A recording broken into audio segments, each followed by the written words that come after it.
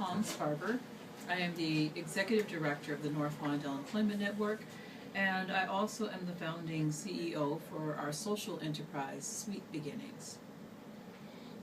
Okay, I'm going to start my interview with my first question, just in front of you. How did the idea of Sweet Beginnings come about? It came about out of a serious need to create jobs, or actually get people that we work with jobs, and frustration with not being able to find employment for them. And the primary reason we couldn't find employment for people was because of the social stigma attached to having served time in prison. And why do you feel it's important to help the paroled inmates find work? Well, it's interesting that I react sort of to the word parole, because the reality is that we took a very strong community role here. And when members of your family, members of your community have served time, then you don't see them as parolees. You sort of see them as, well, you know, John's coming back and he needs a job. Or, you know, my husband's coming back and he needs a job. So the community really saw these as folks who had been gone from the family, from the community, and needed to reconnect, and to do that through employment. I can understand that because obviously my family struggle with incarcerated individuals. Family almost does in this country. And it's sad because as soon as you've gone to jail, you've got that X on your back. That's it. You're right. Could you explain to me the process these individuals go through in order to become affiliated with Sweet Beginnings? I really like our approach because it's we offer a program at a very well-respected church in the community, United Baptist Church, and we have an orientation once a month. Orientation starts at 10 o'clock. If you're there between 9 and 10, you're in. You show up after, you're not. We tell you to come back next month. And people do come back next month because we have to begin to shape your behavior. If you think it's okay to stroll in late to the orientation, you could think it's okay to stroll in late to a job. So we start day one with shaping behavior and being very clear about the rules. So that's the first part. And we tell you, essentially, what you can expect from us. And then we also tell you what we expect of you. And then we say, if you're interested, and come back on Monday, because the orientations are always on a Friday. And we want people to think over the weekend, am I serious about this? You know, we want you to marinate in it for a minute and not make it a reaction decision. And so usually what happens is that we get about, well, after the orientation, because you cannot be actively using drugs, about 50% of the people get up and walk out. And it's because there's a lot of drug use in our community. And so we say, if you're going to test positive for a drug drop today, well, we say, will you test positive? And if you do, then you're not ready to work yet because they will test you. Most employers these days, a lot of the jobs, they'll test you for drugs. So you're not ready to work yet. But when you're ready, we want you to come back. After that screening process, there's one-on-one meetings where we do individual assessments. And we determine if you're stable, you know, emotionally, housing, food, are you near homeless, or you have mental issues. You know, we try to get a better sense of who and what your needs are. And then from there, we enroll you in the program. Training starts the following Wednesday. And so you jump in, and the training is it's 110 hours. It's cognitive-based, it's experiential. It's run by a wonderful brother who's just really about healing and teaching and strong, you know. And after that, we knew that because we don't provide lunch, because we know that people are eager to work, that we don't have a 6-month program. Our program is a 4-week, 110-hour training program. And so from there, we will work to assist them with employment after we have what we call our milestone graduation.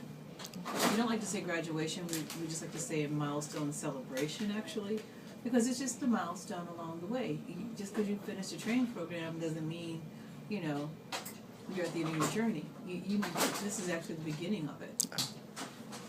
So So we have speakers and community leaders that come in and speak to them and lift them up, because what we've learned too, so many of our people haven't ever received any kind of recognition or certificate. At all. Yeah. So it is a special day. You know, family members come out. Where's it held at? United Baptist Church. Okay. Same place as the orientation. All the training happens there. Okay. My next question is, well, you answered the second one I was going to ask. What's the revenue model for Sweet Beginnings? How do you sustain your social enterprise? So, two things. The legal structure is really important, and then secondly, the revenue that we generate through our products. So, NLEN, the North Lawndale Employment Network, is the parent organization of Sweet Beginnings. Sweet Beginnings was created to advance the mission of NLEN. And because we couldn't find jobs, we created jobs by creating a business. So all of the work that Sweet Beginnings does, in fact, is eligible for grant support, because people can give grants to NLEN to support the work of Sweet Beginnings, even though Sweet Beginnings is a for-profit entity. We made it a for-profit entity because in the long run, we knew and we wanted to make sure that Sweet Beginnings was profitable. I want to make money. And I want to make money because I don't want to be dependent on government or on private foundation support, and because the need in this community is too great to be fickle. And oftentimes funding can be fickle. And I'm like, no, we're going to create an awesome business that's going to be able to hire the people from this community, hire people with backgrounds, and really a vision is to be one of the strongest, most successful businesses in this community. Enough of that. We're not going to be dependent on anybody. But that's a ways off. But that's the energy behind the model. The second is to create an awesome product that people will want to buy. And our products aren't ethnic products. Our products really appeal to anybody who cares about natural, organic lifestyles. You know, they care about what goes on their skin, they care about what goes in their body. And so our products are one of the cleanest, skincare products out there. Our challenge from a marketing perspective is that we're not a household brand yet. Not yet.